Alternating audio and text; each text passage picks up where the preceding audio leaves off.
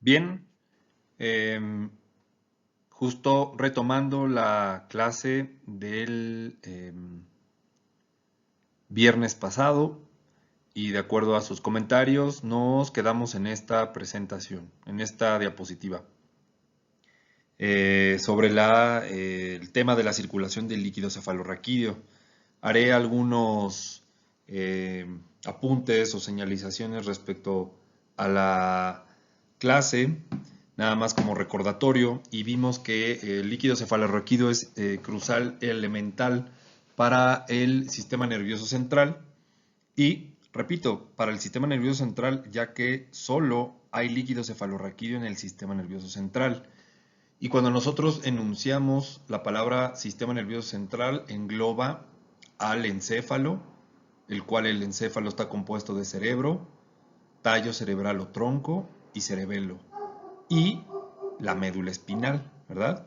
La médula espinal que comienza desde que el foramen magno se abre en la base del hueso occipital en el cráneo y a partir de ahí el tallo cerebral se conecta a través del puente o médula oblongada.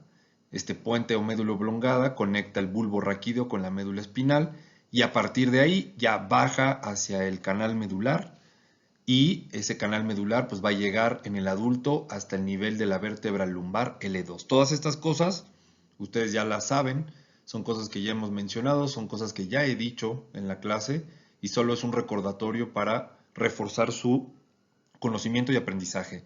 Este líquido cefalorraquídeo, ¿qué es lo relevante o lo importante que tenemos?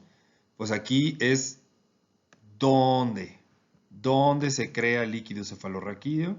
La respuesta a esa pregunta es, o dónde se produce o dónde se crea, son los plexos coroideos. Los plexos coroideos dentro de los ventrículos son los que producen este líquido cefalorraquídeo. Y este líquido cefalorraquídeo pues va a viajar en los ventrículos laterales, que son laterales porque hay un ventrículo para el hemisferio derecho del cerebro y para el hemisferio izquierdo del cerebro. Luego se comunican con un tercer ventrículo justo ahí en el corazón del diencéfalo, y luego bajan a un cuarto ventrículo. Este cuarto ventrículo, aquí lo pueden ver ustedes en la imagen, este cuarto ventrículo está pues justo detrás del bulbo raquídeo y además justo detrás, aquí, tercer ventrículo, justo en el corazón del diencéfalo, y el cuarto ventrículo justo detrás del bulbo raquídeo o protuberancia anular y enfrente del cerebelo. Ahí está el cuarto ventrículo. Entonces, estas cuatro cavidades son las que van a contener a nuestro líquido cefalorraquídeo. Y esto es muy importante porque este líquido cefalorraquídeo mencionamos que tiene muchas funciones. La menos relevante de todas las funciones es la de amortiguar o la de darle soporte o darle suavidad dentro de la cavidad del cráneo al cerebro, y mencionamos que esa es la menos evidente de todas. ¿Por qué? Porque sabemos que cuando se aumenta o se disminuye este líquido no da una causa o efecto directa en cuanto a que tenga esta función el líquido. Es decir, la gente que tiene mucho líquido cefalorraquídeo no está más protegido su cerebro, ni la gente que tiene menos líquido cefalorraquídeo está menos protegida su cerebro. ¿Me explico? Entonces, esto es relevante para comprender las funciones que ahora las repasaremos de nuevo. Hay un punto importante en cuanto a la reabsorción, es decir, que este líquido cefalorraquídeo está viajando por los ventrículos de mi cerebro, también está viajando a través del espacio subaracnoideo, que lo pueden ver aquí. Ustedes hasta la fecha ya conocen los espacios entre las meninges y hablando de esto voy a regresar en...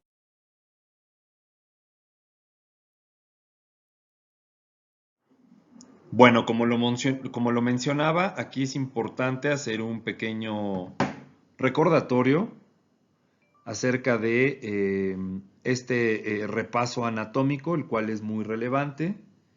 Y esto significa lo siguiente, vamos a a verificar en específico el tema de la anatomía de las meninges, para recordar por dónde transita o circula nuestro líquido cefalorraquídeo, ¿ok? Nosotros ya sabíamos hasta el momento cuáles son las capas que protegen o estas telas que protegen al cerebro. Estas realmente sí le dan protección y son llamadas meninges. Tenemos por debajo del cráneo, que esta es la tabla del cráneo, esta capa de aquí es la tabla del cráneo. Justo por debajo de la tapa del cráneo, cuando nosotros lo quitamos o lo disecamos, nos encontramos con la dura madre. La dura madre es como esta tela, como la hoja de plátano que recubre al tamal, por así decirlo. Y esta hoja de plátano que recubre al tamal, pues tiene esta textura gruesa, tiene esta textura firme. Y esa dura madre es inmediatamente la que nos encontramos después de quitar la tabla del cráneo o el hueso del cráneo, el que ustedes quieran. Después, si nosotros cortamos y exponemos esa dura madre, nos encontramos con un espacio virtual, por así decirlo, que no nos lo encontramos en las disecciones anatómicas, que es esta meninge llamada aracnoides. Esta meninge llamada aracnoides se llama así, recuerden ustedes, porque tiene forma de patitas de araña, ¿verdad? Y abajo del aracnoides, en contacto directo con el hijo pródigo, con el hijo pródigo del universo, el cerebro, está la pía madre, ¿verdad? La pía madre que está en contacto cercano. Es esta tela que prácticamente nos cuesta mucho trabajo quitar del cerebro cuando nosotros disecamos o estamos ante un preparado cadavérico o en una cirugía real, porque es una capa muy pegada al cerebro y es muy adherida, así como estos plásticos que se adhieren a ciertos productos, que es muy complicado desadherirlos. Creo que por ahí les hice la plática que es como el papel o la servilleta del sándwich, el cual ya no se le puede despegar y pues mejor eligen comerse su sándwich y con todo y servilleta, pues porque ya nomás no se le despega, ¿no? Entonces la servilleta es la pía madre y el cerebro pues es el pan del sándwich bien pegado. Entre el aracnoides y la pía madre, aquí pueden ver, hay un espacio el cual se llama espacio subaracnoideo. El prefijo sub significa debajo de, la aracnoides, espacio subaracnoideo. Ese espacio subaracnoideo lo están viendo ustedes aquí donde estoy señalando en la imagen. Y ese espacio subaracnoideo es por donde circula el líquido cefalorraquídeo, ni más ni menos. Entonces, circula el líquido cefalorraquídeo, aquí lo vemos, espacio subaracnoideo, circula el líquido cefalorraquídeo, espacio subaracnoideo, imágenes al respecto. Bien, entonces en este espacio subaracnoideo es donde viajan el líquido, o más bien no viaja, donde circula el líquido cefalorraquídeo. Mencionamos las funciones del líquido cefalorraquídeo de abajo hacia arriba son las verdaderamente relevantes o importantes, y este es el transporte de hormonas, neurotransmisores y anticuerpos. Es decir, prácticamente todo lo vital o lo esencial que necesita nuestro sistema nervioso o nuestro cerebro que le comparta o le proporcione el líquido cefalorraquídeo, como por ejemplo el transporte de hormonas. Transporte de hormonas, pues las hormonas son sustancias, son moléculas que viajan por todo nuestro cuerpo y que las emiten o las generan ciertos órganos para estimular el efecto de otros órganos o estimular el efecto en otras partes del cuerpo, ¿verdad? Esto es lo que hace una hormona. Por ejemplo, las hormonas que producen las gónadas, es decir, los testículos o los ovarios en el hombre y en la mujer, esas hormonas se generan en las gónadas, en el testículo o en el ovario, y de ahí pues viajan hacia otras partes del cuerpo para tener otros efectos. Y en este caso, pues es una de las formas en las que en el caso de la mujer, en el ciclo menstrual y en el caso de la gestación o del embarazo, pues así es como se entera el cerebro y el cuerpo que ya hubo un embarazo, si es que así lo hubo, ¿no? Con la modificación de estas hormonas. Entonces, Dando este ejemplo, las hormonas llegan al cerebro a través de la sangre, cruzan una barrera especial que tiene el cerebro para no estar comunicado con el resto del cuerpo en general, y desde la sangre entran a través al líquido cefalorraquídeo, perdón, y ya en el líquido cefalorraquídeo pues viaja a través de todo el circuito que ya analizamos, a los ventrículos laterales, al tercer ventrículo, al cuarto ventrículo y en todo el espacio subaracnoideo.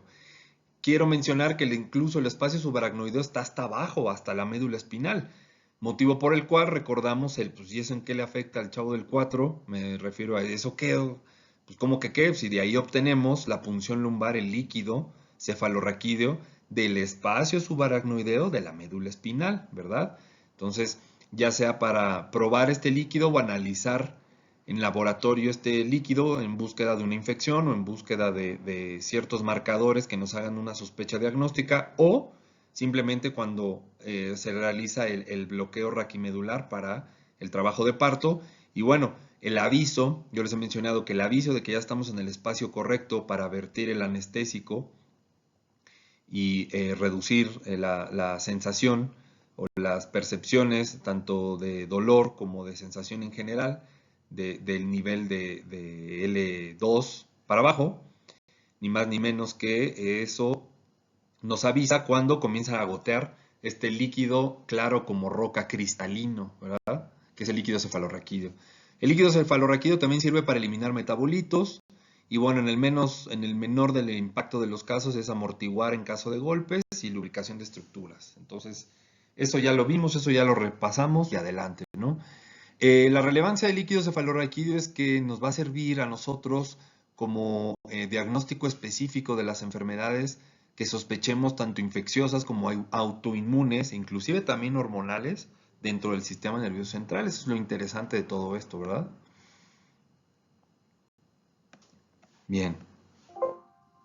Bueno, pues dando final al tema del líquido cefalorraquídeo, pues veremos posteriormente cuáles son los valores y cómo se estudia este líquido cefalorraquídeo. Bien, con eso damos por terminado el tema de los bloques y nos vamos a reconocer los nervios espinales, sus trayectos y plexos que conforman, así como los órganos efectores. Bien, ese es el tema que vamos a desarrollar a continuación. Para hablar de el tema anterior, tenemos que conocer la anatomía de la columna vertebral. Nosotros ya mencionamos una gran cantidad de veces cuáles son los componentes del sistema nervioso central y uno de ellos es la médula espinal. La médula espinal tiene un sistema de protección al igual que lo tiene el encéfalo, y el sistema o la estructura que lo protege es un tubo óseo. Este tubo óseo está hecho o conformado por las vértebras. Y esto es muy importante para nosotros porque estas vértebras son blanco de una gran cantidad de enfermedades y de alteraciones nerviosas, musculares y esqueléticas en el ser humano. Es un precio que hay que pagar por haber evolucionado de esta manera y pues caminar erguidos en dos patas, ¿verdad? Bueno, los que caminan erguidos en dos patas. Que somos nosotros, los Homo sapiens sapiens. Resulta que esta caja de huesos o este tubo componente de huesos, pues protege ni más ni menos que un punto esencial que es la médula espinal.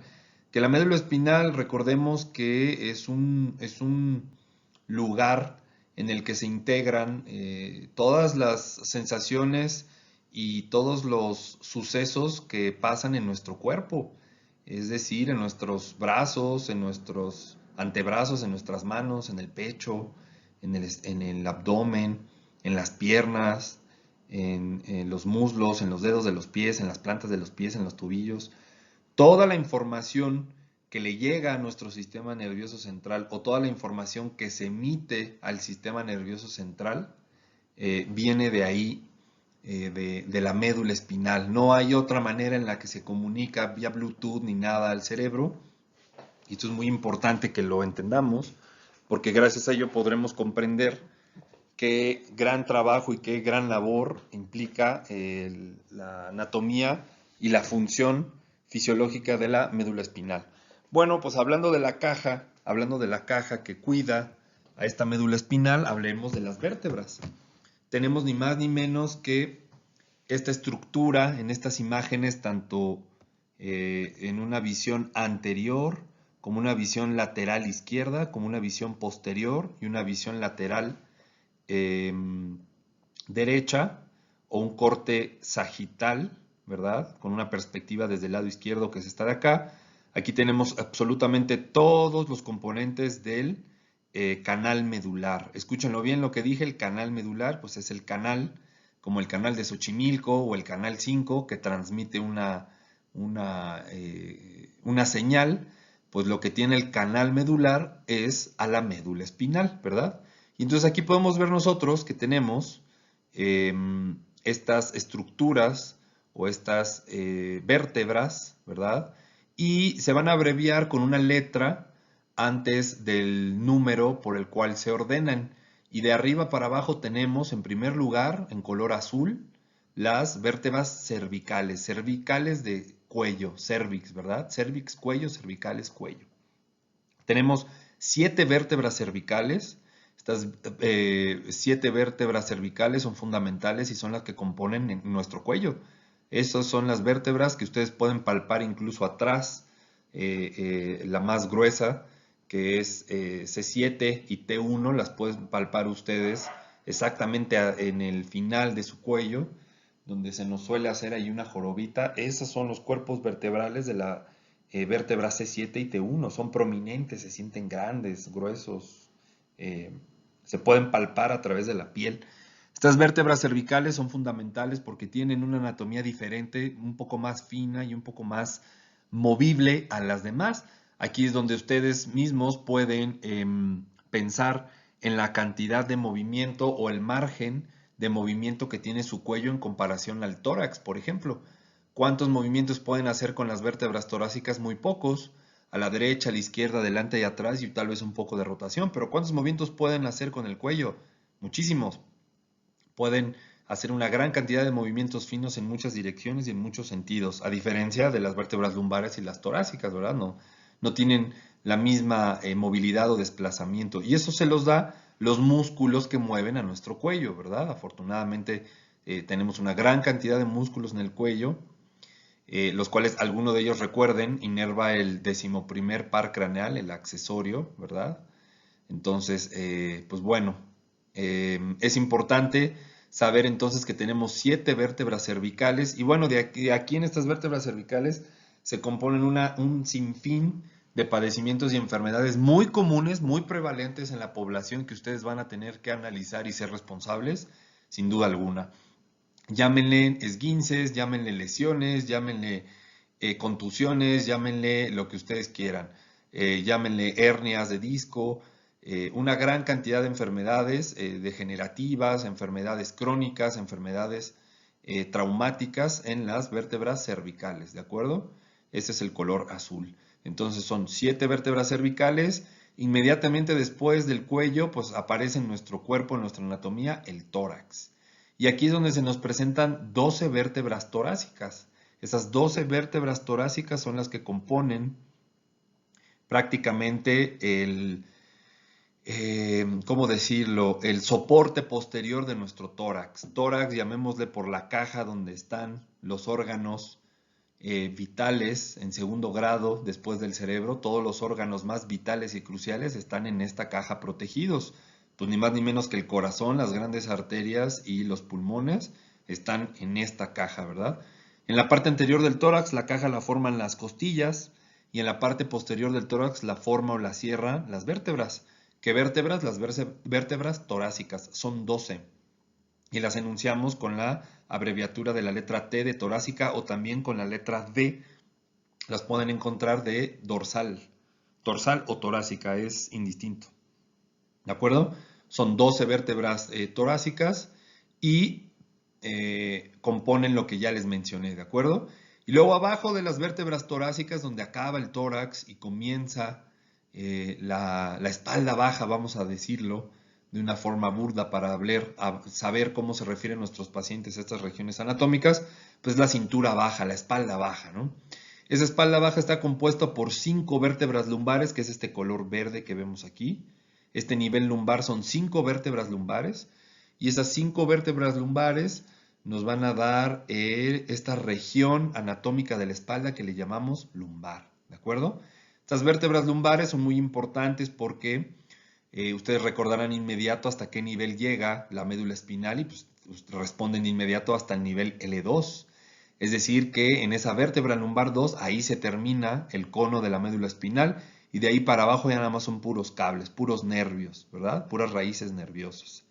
Estas vértebras lumbares, si ustedes analizan la estructura como si fuera un edificio, son como la planta baja o la planta baja o el primer piso prácticamente de la torre llamada columna vertebral, y pues por el peso, por caminar erguidos y por diferentes motivos estructurales de la columna vertebral, estas vértebras son las que sufren aplastamiento entre los discos que hay entre vértebra y vértebra, que aquí los pueden ver. Estos discos que hay entre vértebra y vértebra son cojincitos, son colchones, para que no se aplasten un hueso de vértebra con otra. Y estos discos intervertebrales, bueno, pues es lamentablemente una condición del ser humano que se van degenerando, se van desgastando, se van deshaciendo. Y algo importante a mencionar aquí es que esos discos no se regeneran. Regenerar es decir que vuelven a crecer. No crecen los discos de nuevo, lamentablemente. No crecen los discos de nuevo. No hay nada que los haga crecer. Solo los podemos cuidar para no aplastarlos, evitando tener cargas de peso para las cuales no está hecha nuestra columna vertebral. Traducido al español significa cuidando el peso de nuestros pacientes y de nuestro cuerpo, ¿ok? En cuanto subimos de peso o en cuanto empezamos a cargar más peso del que debemos, estos discos intervertebrales comienzan a cargar de más y naturalmente con el paso del tiempo se van a ir desgastando y van a aparecer, van a aumentar de presión entre ellos y pues va a haber los efectos mecánicos que provocan estos dolores famosos y comunes de las hernias de disco intervertebral, ¿verdad? ¿Por qué sucede esto? Bueno, ahorita vamos a explicar un poquito más de la anatomía, pero estamos hablando ahorita de los huesos, de la vértebra lumbar, de las vértebras lumbares, de las vértebras L1 a L5. Son 5 vértebras lumbares las que tenemos y con eso componemos el esqueleto principal de la médula, de la columna vertebral. Pero ahí no se acaba, tenemos todavía los huesos sacros y el coxis. Los huesos sacros, que si ustedes se dan cuenta, el sacro es solo una sola estructura que tenemos aquí, que la pueden ver. Ese hueso sacro tiene 5 huesos, pero están fusionados. Tiene 5 vértebras, pero están fusionados. ¿Qué significa fusionados? Que están unidas entre ellos.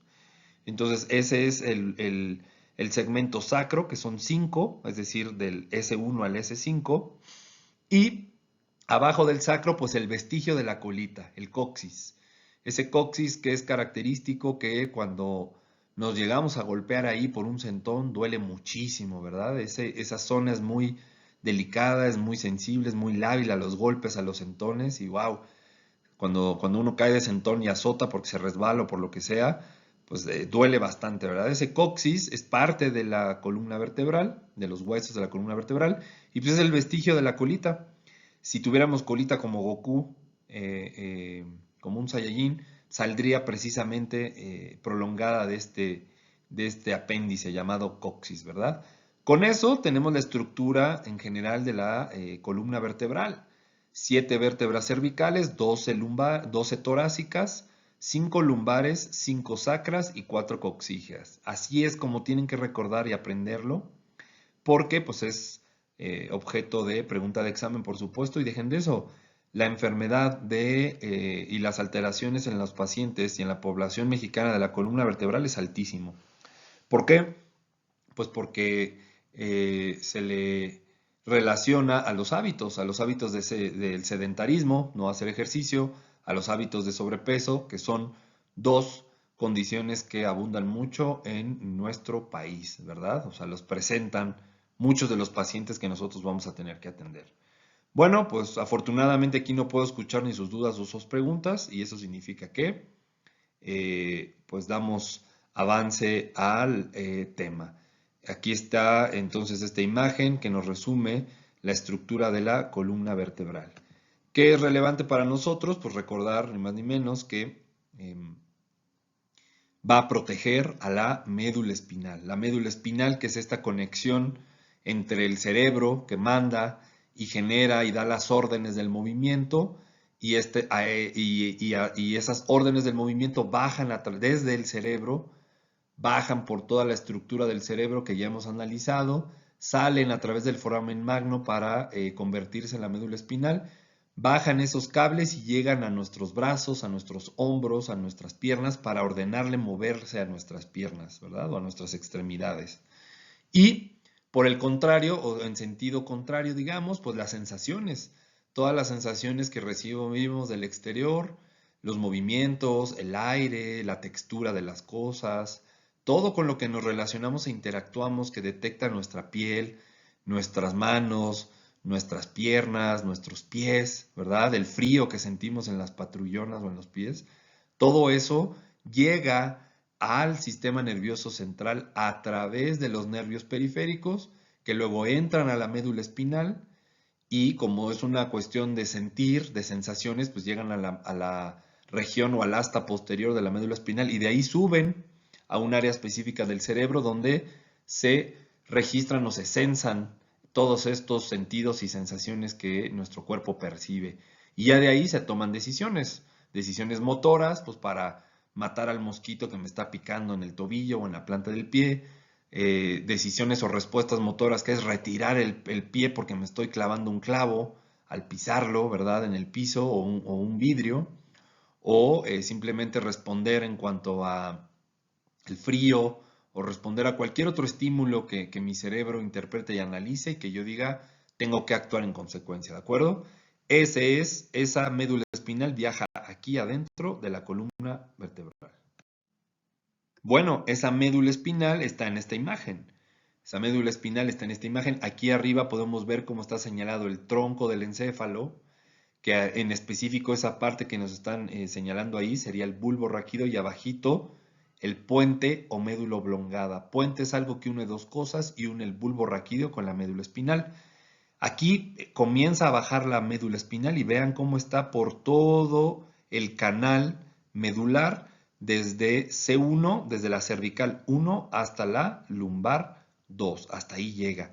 Y después de ahí, todas las fibras que salen tanto del lado derecho del lado izquierdo bajan por el mismo canal medular y estos son los que nos dan la cola de caballo, que ya son puros nervios y ahí es donde nosotros inyectamos el bloqueo epidural para las mujeres en trabajo de parto, ¿verdad? O también para otros procedimientos quirúrgicos que requieran que nuestro paciente no sienta el dolor de prácticamente de la cintura para abajo, ¿verdad? A partir de ese nivel de L2 para abajo, ya no tiene sensación nuestro paciente y eso nos permite poderle realizar procedimientos que seguramente le dolerían, ¿verdad? Si no tuviera este bloqueo.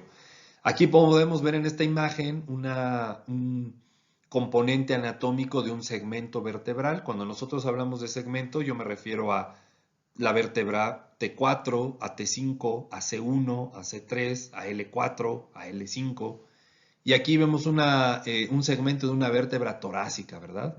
Aquí en el segmento de la vértebra torácica podemos ver que el cuerpo vertebral está aquí adelante y justo arriba del cuerpo vertebral está este disco, el disco que es como una gomita, un colchoncito, algo suave, un soporte, un amortiguador entre vértebra y vértebra, y atrasito del disco pues ya está el canal medular, el canal por donde viaja nuestra reina madre, la médula espinal. Desde aquí ustedes pueden ver la diferencia de dos partes de la médula espinal, la sustancia gris y la sustancia blanca, que eso ustedes ya saben a qué se refiere, ¿verdad? Y vean cómo tanto del lado derecho, que es este, como del lado izquierdo, emerge de cada lado las raíces de la médula espinal. Emergen en el caso del asta anterior y llegan en el caso del asta posterior, ¿están de acuerdo? ¿Por qué? Porque el asta posterior o la región posterior de la médula espinal me da sensaciones, me da sensibilidad. yo percibo cosas, siento cosas con el asta posterior de la médula espinal y luego yo respondo a esas cosas o muevo las partes de mi cuerpo con el asta anterior de la médula espinal y la raíz anterior de la médula espinal, ¿verdad? Quiero que vean cómo aquí estas raíces nerviosas son las que cuando este disco se aplasta o se muerde por el peso o por el motivo que ustedes quieran, lo primero que hace es machucar a las raíces nerviosas. Entonces es muy importante para esta enfermedad y para esta alteración que tienen nuestros pacientes el que nosotros sepamos y reconozcamos las características de la médula espinal de por qué una hernia de disco nos va a dar dolor marcado en una de las dos mitades del cuerpo, derecho o izquierdo. ¿Se pueden presentar ambas? Sí, pero es más común que sea de un solo lado o que sea más fuerte de un lado que del otro. Siempre va a existir esta condición, ¿verdad? Entonces, aquí, por ejemplo, piensen ustedes cuando les duele la cabeza o tienen dolor de cabeza, pues imagínense, no les duele más el lado derecho que el lado izquierdo de la cabeza, les duele parejo toda la cabeza, ¿no? Y así tienen dolor general de cabeza. Imagínense que se sintiera mucho más marcado un dolor específico del lado derecho o del lado izquierdo, pues llamaría la atención, ¿no? Porque el paciente diría, no me duele toda la cabeza, me duele aquí del lado derecho. Así es como los pacientes refieren el dolor originado por que se atrapa esta raíz nerviosa por que la pellizca o la muerde o la aplasta el disco intervertebral. Aquí abajo podemos ver ya solita a la reina madre, a la médula espinal, y aquí vemos en medio la sustancia gris, ¿verdad? Podemos ver cómo aquí nos dice el haz nervioso sensitivo. Vean cómo entra a través de estos nervios, este cable que viene, por ejemplo, del tórax, que viene del estómago, que viene de las costillas, y llega por la raíz posterior, raíz sensorial posterior de la médula espinal y llega aquí al asta posterior de la médula espinal. Y luego adelante tenemos el haz nervioso motor o anterior, que este sale hacia las partes de nuestro cuerpo, sale desde aquí hacia allá, ¿de acuerdo? Pues dicho lo anterior, vemos aquí que la médula espinal, esta es una imagen muy bonita, anatómica, una recreación animada anatómica, y vemos aquí la sustancia gris y la sustancia blanca de la médula espinal. Vemos alrededor esta tela gris que correspondería a la hoja del tamal, que es la dura madre, que mencionemos, recordemos que las meninges están protegiendo al sistema nervioso central y eso incluye a la médula espinal. Debajo de la dura madre tenemos pues ni más ni menos que al aracnoides y abajo del aracnoides está el espacio subaracnoideo. El espacio subaracnoideo se encuentra entre el aracnoides y la pía madre y la pía madre es la que está en contacto estrecho con la hija pródiga, que hijo pródigo es el cerebro y saliendo del cráneo la hija pródiga es la médula espinal en el canal medular o canal raquídeo. Aquí donde circula el líquido cefalorraquídeo, pues en el espacio subaracnoideo, que está debajo del aracnoides, es decir, entre el aracnoides y la pía madre, ¿verdad? Y aquí podemos ver las raíces, una vez más, estas raíces que las protege también la dura madre. Se extiende la dura madre para proteger esas raíces y vemos cómo hay una raíz anterior y una raíz posterior, ¿verdad? Como ya lo hemos analizado anteriormente. Bien, por lo tanto, en cuanto a la fisiología nos confiere, tenemos que dejar en claro dos términos muy importantes para hablar en el idioma correcto de los dioses sobre la fisiología o neurofisiología en el sistema nervioso central. Cuando un estímulo o cuando un nervio llega a la médula espinal o al cerebro, este llega desde afuera y se llama aferencia, afuera, aferencia, desde afuera llega. Afuera es el exterior el mosquito me pica y el mosquito está en mi exterior, no en el interior de mi cuerpo. Yo piso un vidrio y está fuera de mi cuerpo, yo me espino con un nopal o con una rosa, como dice la canción. Tiene espinas el rosal. Bueno, pues ustedes se espinan o se lastiman y sienten esas espinas en sus manos y esto llega desde afuera. Las aferencias llegan al asta posterior de la médula espinal. Y después de tener esta sensación de afuera o este estímulo de afuera, ahora se crea una eferencia que sale, una eferencia que hace un efecto. y el efecto es que yo retire mi mano por el dolor, que retire mi mano porque mi cerebro lo integra como peligro y me está lastimando las rosas de las espinas de esa rosa, ¿no? Por más poético que se escuche eso, pues así es. Entonces yo cuando retiro, el efecto del estímulo que recibí es quitar, mover mi brazo y que no me continúe lastimando, ¿de acuerdo? Entonces es muy importante que lo sepan, una aferencia y una eferencia. Esta parte necesito que la estudien muy bien y seguro será una pregunta de examen y dejen de eso, una cuestión fundamental para poder entender la fisiología del sistema nervioso central. Otra cosa importante en cuanto al lenguaje de fisiología o en cuanto a la terminología en el sistema nervioso, para comprenderlo, estos conceptos importantes, es que nosotros ya sabemos que tenemos componente de sustancia gris o materia gris en la corteza del cerebro y en la médula espinal, en el centro de la médula espinal. Muy bien, resulta que a un conglomerado o un conjunto de neuronas, que la neurona es nuestra unidad funcional del cerebro, del sistema nervioso central, ¿verdad? De los dos. Estas neuronas, si se juntan muchas neuronas en un grupo específico, así como ustedes están congregados en el grupo 1209 o grupo 1210, estas conjuntos o aglomeraciones de neuronas se van a llamar núcleos. Y los núcleos son un conjunto de neuronas o de cuerpos celulares neuronales, pero dentro del sistema nervioso central. Eso significa que están en el cerebro o en la médula espinal, porque ese es el sistema nervioso central. Entonces nosotros nos referimos a un núcleo.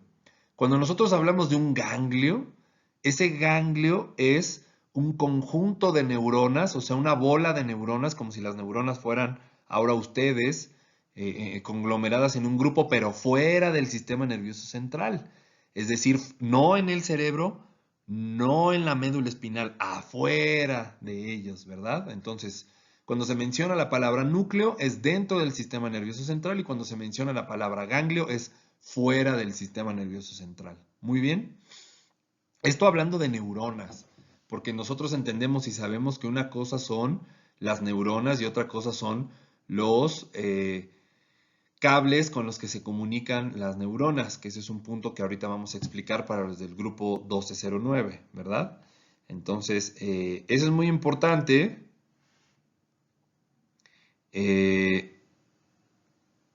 Tener en cuenta porque esto es sustancia gris, materia gris. Ahora, sustancia blanca, materia blanca, son todos estos nervios y los axones de estas neuronas, que son los cables con los que se comunican y con los que salen o entran a nuestro sistema nervioso central. Cuando nosotros hablamos de un fascículo o un haz, es un conjunto de fibras nerviosas o axones dentro del sistema nervioso central, es decir, en el cerebro o en la médula espinal. Y cuando hablamos de un nervio, como el grupo, cuando está nervioso, es un conjunto de fibras nerviosas, es decir, axones, pero fuera del sistema nervioso central, es decir, todos los cables que ustedes tienen en sus dedos, en las manos, en los brazos, en los hombros, en las axilas, en el tórax, en la espalda, en las pompas, en las piernas, en las pantorrillas, en los tobillos, en las plantas de los pies y en los dedos. Todos esos nervios son axones, son raíces de estas neuronas, pero fuera del sistema nervioso central.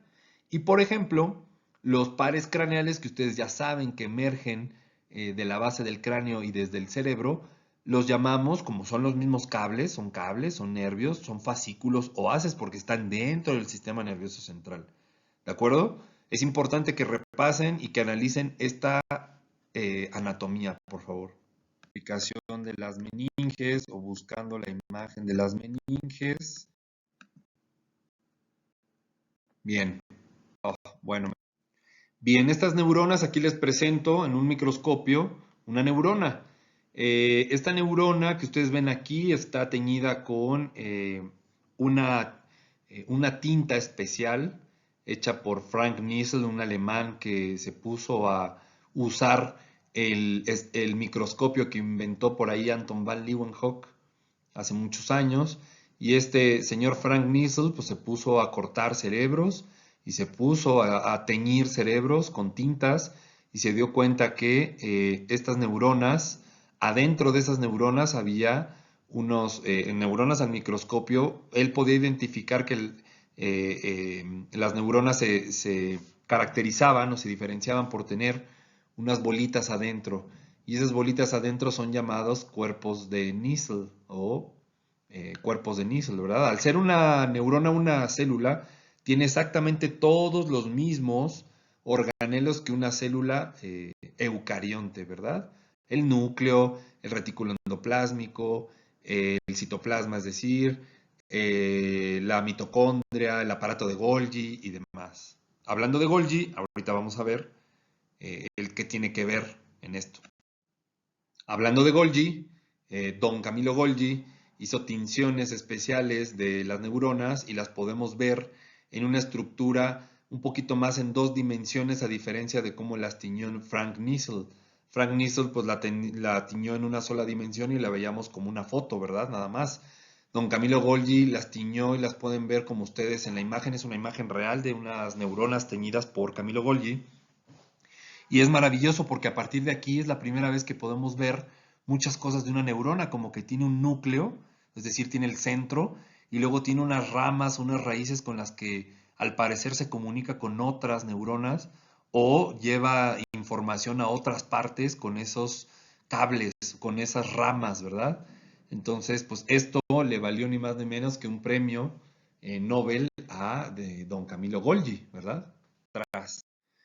Bueno, como yo lo mencioné, pues una neurona es una célula y como es una célula tiene un núcleo, tiene un citoplasma y tiene un cuerpo, ¿verdad?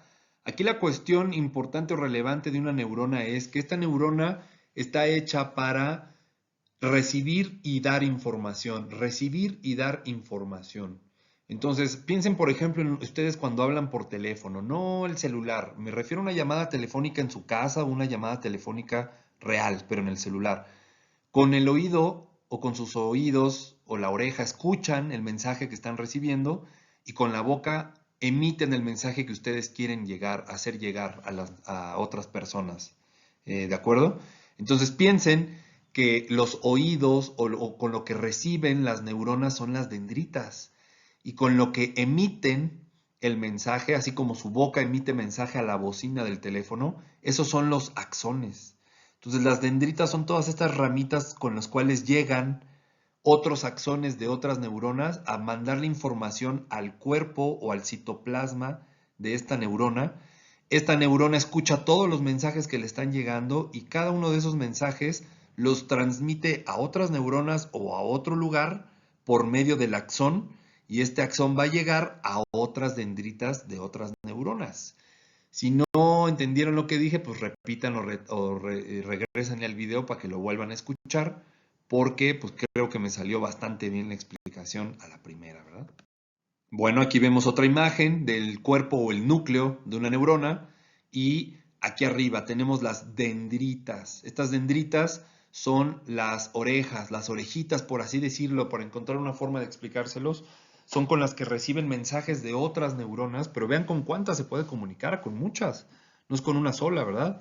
Y recibe de muchas neuronas a los axones de estas neuronas y en el núcleo suceden cosas que integran esos estímulos, esos mensajes, y luego, a partir de aquí, sale esa información o sale ese mensaje, como sea que implique ese mensaje, hacia el axón, y a través del axón llega hacia unas terminales periféricas o unas terminales del axón, que son estos botoncitos de aquí, con los cuales van a llegar, pues, a un órgano o a otra neurona, es decir, a otra dendrita de otra neurona.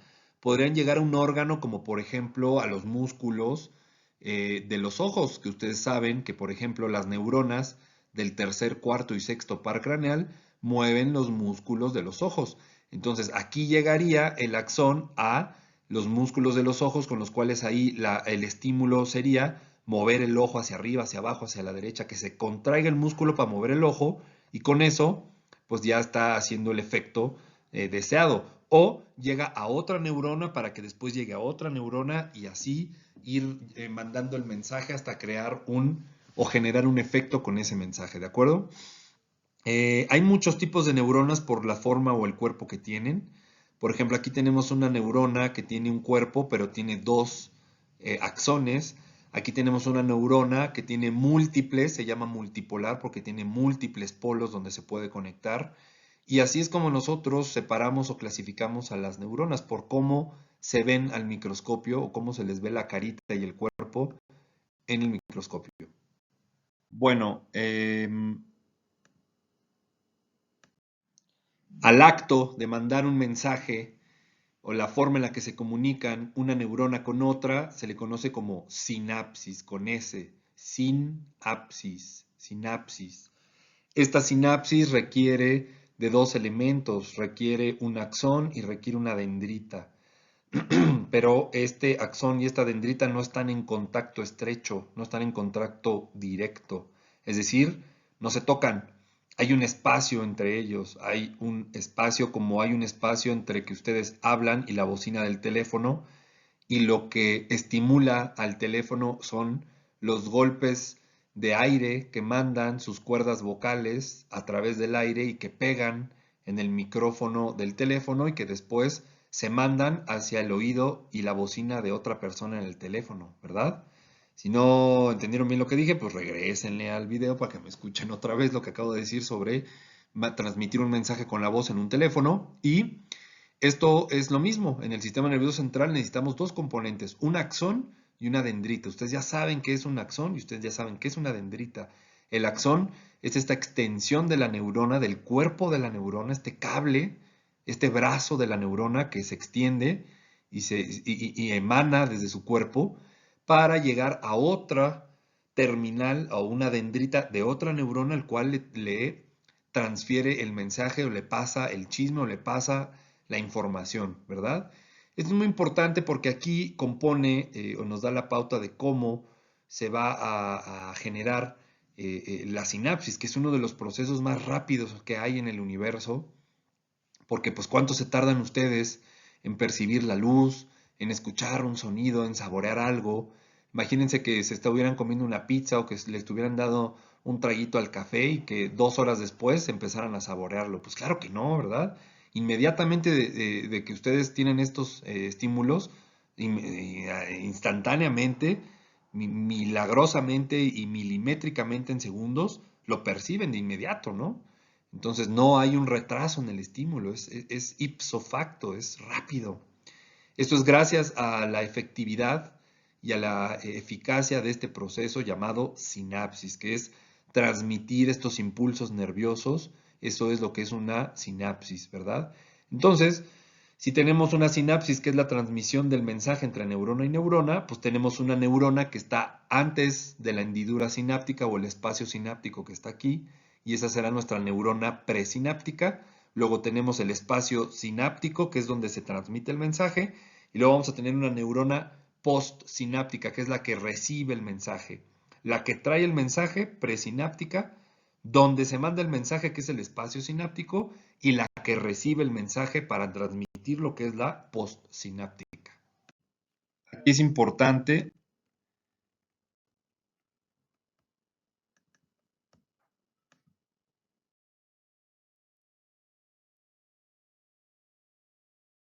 Una vez más, aquí tenemos una imagen que nos representa la clasificación de las neuronas basada en el número de conexiones que tiene. Por ejemplo, bipolar significa que tiene dos axones, multipolar significa que tiene una axón y múltiples dendritas, y pues claro, todas al ser neuronas tienen cuerpo.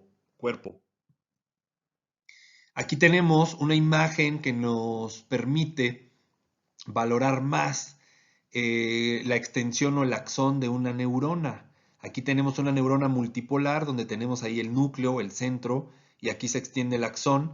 Y vemos que este axón tiene una cubierta, ¿verdad? Este axón tiene una cubierta así como el cable de la plancha o el cable de sus audífonos. Bueno, los que utilizan audífonos con cable, los que utilizan audífonos Bluetooth, pues no, no hay. Pero así como está el cable del cargador de su teléfono, ese cable está cubierto de un plástico que permite que la electricidad y que la energía no se disipe, es decir, que no se salga de ese cable y pues se desperdicia o les dé un toque a ustedes, ¿verdad? Entonces el axón tiene exactamente una misma protección, una misma cobertura como los cables de sus audífonos o como los cables de la plancha o como el cable del cargador de su teléfono. Y el plástico de este axón o el plástico en los axones de nuestras neuronas se llama mielina. Como la miel, mielina. Entonces es una cubierta que aísla al nervio que va por dentro, que este nervio es el axón que sale de la neurona. Y esa mielina es la que permite que el estímulo eléctrico se mantenga, o la electricidad o el mensaje se mantenga continuo y no tenga interrupciones. Esta mielina es brutalmente necesaria y crucial para que esto sea rápido, para que cuando ustedes le muerden a su esquite o le toman al café o le chupan al limón, sabe inmediatamente, no 4 horas después, ¿verdad? Es inmediato. No como cuando sus mamás, sus papás o quien sea que en casa les dice, oye, por favor, recoge tu cuarto y dicen, al rato.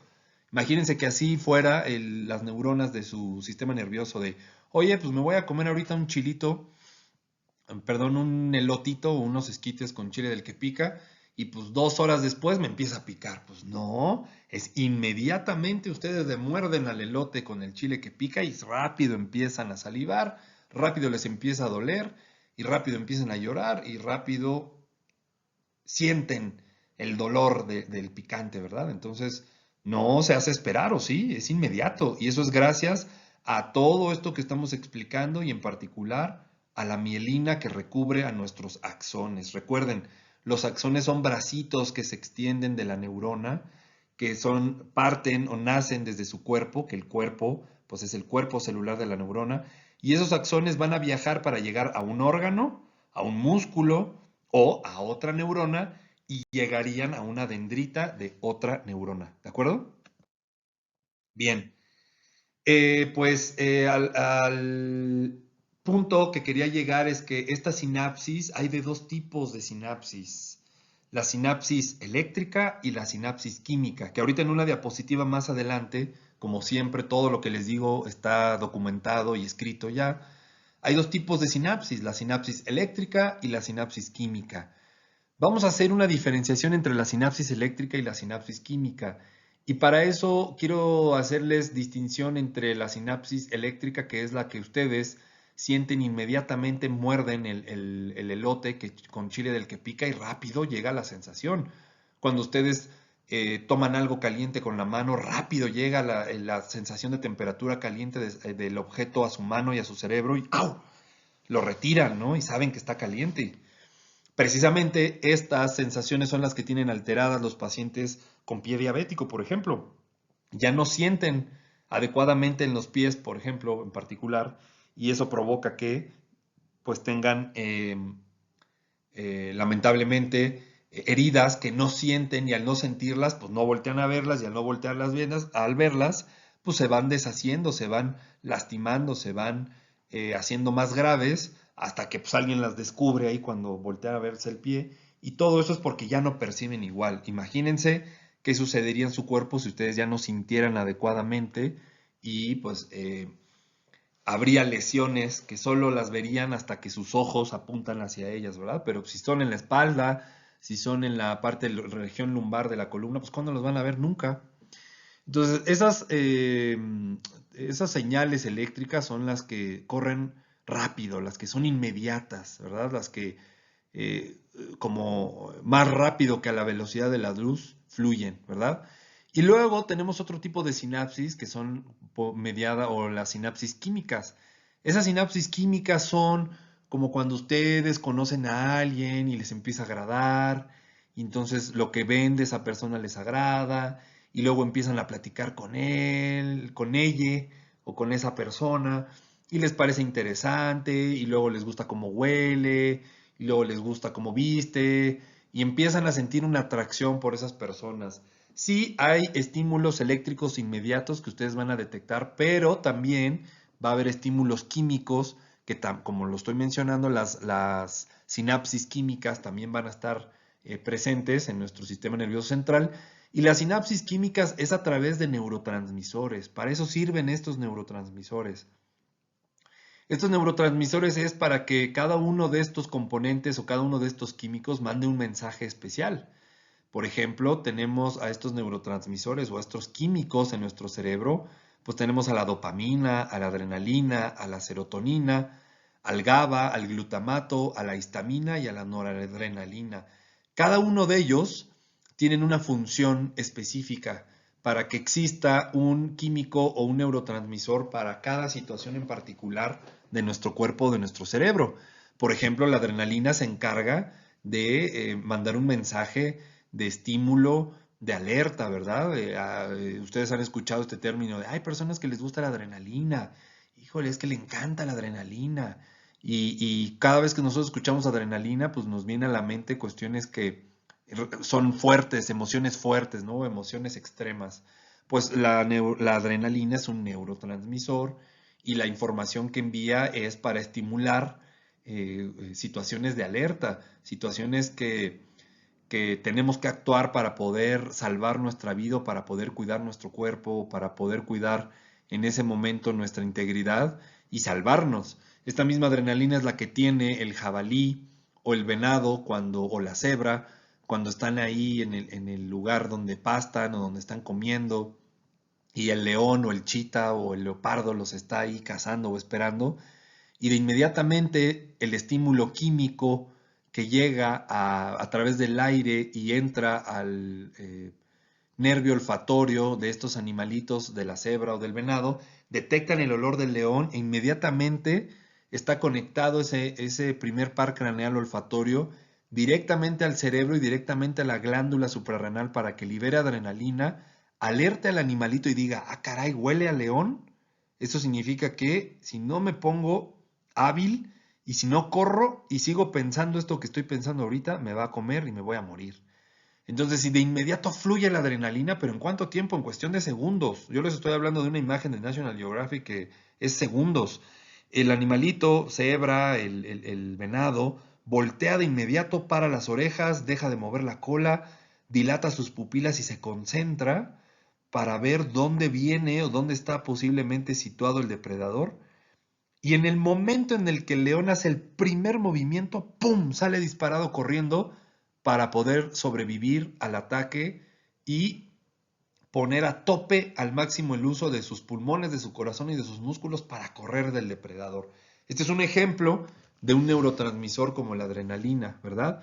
La adrenalina es un neurotransmisor rápido, es un neurotransmisor que causa un efecto inmediato, instantáneo, nos late rápido el corazón, sentimos que se nos seca la boca, sentimos como un hoyo en la panza y nos sentimos alertas, nos sentimos nerviosos, nos sentimos asustados y en resumidas cuentas, después de que escuchan la alerta sísmica y se empieza a mover bien feo todo, esos son los efectos de la adrenalina, ¿verdad?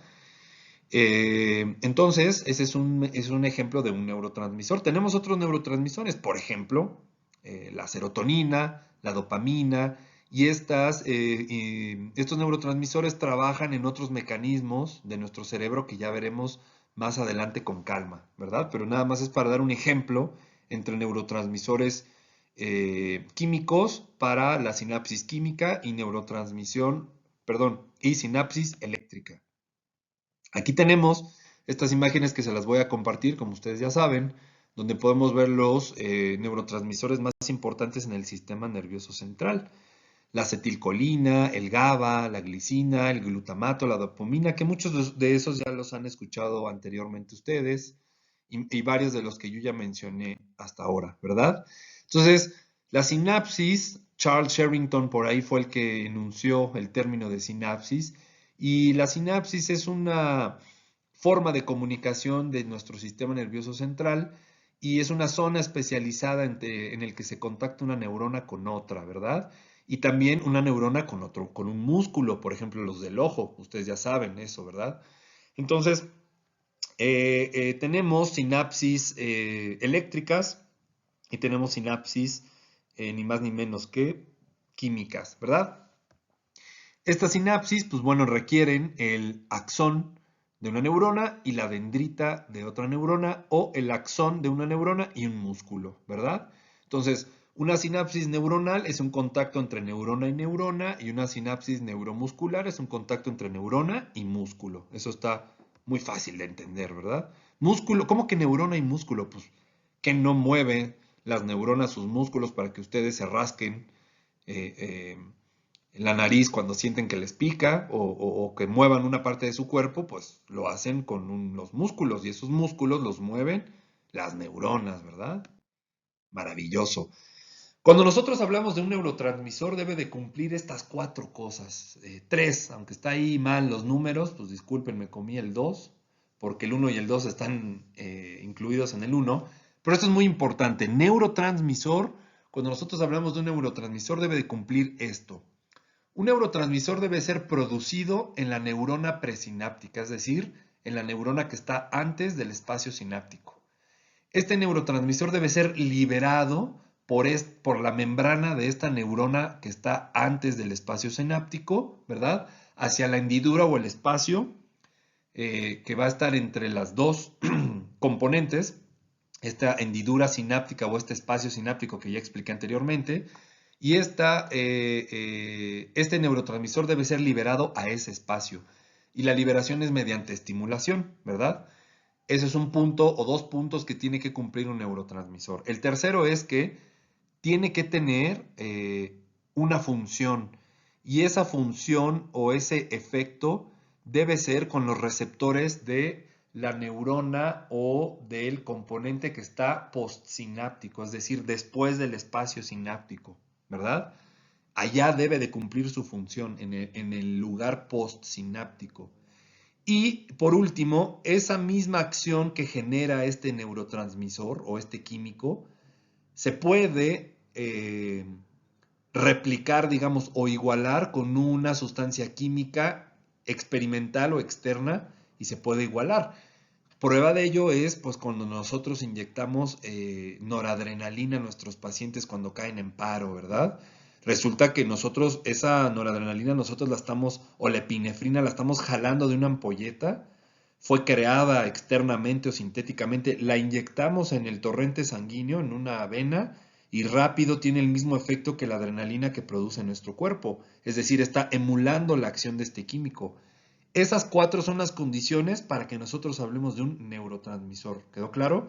Esto es muy importante que lo repasen y que lo recuerden cuando tengan la diapositiva y que lo estudien. Esto es muy importante porque son los componentes para poder hablar de un neurotransmisor. Aquí vemos los componentes que les dije. Tenemos el axón presináptico, la hendidura sináptica y la postsinapsis. Presinapsis, la hendidura sináptica y postsinapsis. Dijimos que la sustancia, por ejemplo, aquí hay una molécula de acetilcolina, que es un neurotransmisor, debe de ser liberada por el botón presináptico, digamos, y debe ser liberada por un estímulo. Aquí está el estímulo. Entonces, para que pueda liberarse, llega una señal, lo libera a la hendidura sináptica, ¿verdad? Y la función de esta acetilcolina que está aquí va a ser en la porción postsináptica de nuestra sinapsis, acá abajo, en la membrana. Acá es donde va a hacer efecto. No hace efecto acá arriba donde se creó, hace efecto acá abajo, donde recibe la información o el neurotransmisor, ¿verdad? Y si yo inyecto acetilcolina, resulta que esa acetilcolina por la sangre llega a este espacio, no por aquí, sino por la sangre que yo inyecto por fuera, llega a este espacio y cuando llega a los receptores crea el mismo efecto que esta acetilcolina natural, digamos. ¿Sí? ¿Quedó claro? Y si no, bueno, pues tienen esto para regresarlo y repetirlo. ¿Ok? Bueno, ahora vienen las funciones de los neurotransmisores, que eso lo dejaré para más adelante. Lo dejaré para que ustedes lo lean en esta tabla y que vean cuáles son las funciones principales, ¿verdad? Tienen que repasarlas, tienen que leerlas con detenimiento y estudiarlas con atención porque prácticamente estos neurotransmisores tienen que ver con muchas funciones de nuestra vida, ¿verdad? Yo recuerdo haberles ya hablado de la dopamina, por ejemplo, que es un neurotransmisor. Es un neurotransmisor que participa en la regulación del movimiento motor. También está envuelto en emociones combinadas con el ánimo, como el placer, la memoria, la motivación y la satisfacción. Y yo les platiqué de una enfermedad llamada enfermedad de Parkinson, donde tenía que ver el mesencéfalo, la sustancia negra y la dopamina, ¿verdad? Entonces también tenemos por acá la serotonina, por ejemplo. La serotonina es una amina y es muy importante para los ciclos del sueño, para el estado de alerta, para el control de la temperatura, el estado de ánimo y las emociones. Vulgarmente conocemos un padecimiento, un trastorno que se llama depresión, ¿verdad? Trastorno depresivo. Y de ahora en adelante ustedes no lo van a llamar así, lo van a llamar un trastorno del ánimo, ¿verdad? Y hay medicamentos que vulgarmente se les conoce con el estigma de antidepresivos. Bueno, de ahora en adelante ustedes ya no los van a nombrar así, los van a nombrar estabilizadores del ánimo, porque aquí en ningún momento en la función de este neurotransmisor está deprimir. Aquí no dice eso. La depresión es una enfermedad, sí, es un trastorno, ok, pero el medicamento no lo podemos llamar antidepresivo porque trae ahí un estigma muy pesado, muy feo, que le impacta al paciente escuchar que está tomando antidepresivos.